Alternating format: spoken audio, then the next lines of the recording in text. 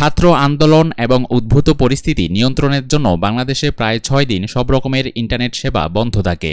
এ সময় প্রায় মারা যায় ২০০-র বেশি ছাত্র এবং সাধারণ মানুষ। আমরা সেসব শহীদদের জানাই বিনম্র শ্রদ্ধা এবং তাদের রুহের মাগফেরাত কামনা করছি।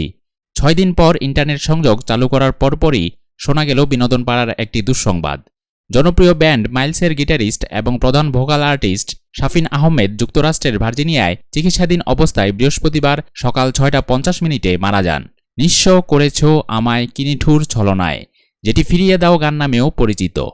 আজ জন্মদিন তোমার, চাঁদ তারা সূর্য, জ্বালা জ্বালা এই অন্তরে, এরকম অসংখ্য দর্শকপ্রিয় গান উপহার দেন শাফিন আহমেদ।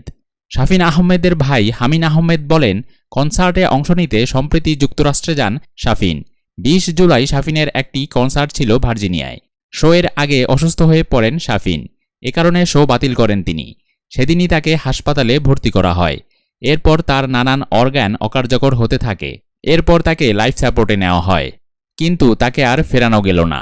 শাফিন আহমেদের মা প্রখ্যাত নজরুল সঙ্গীত শিল্পী ফিরোজা বেগম এবং বাবা সুরকার কমল দাস গুপ্ত। পরিবারের কারণে ছোটবেলা থেকেই শাফিন আহমেদ গানের ভেতরেই বড় হয়েছেন।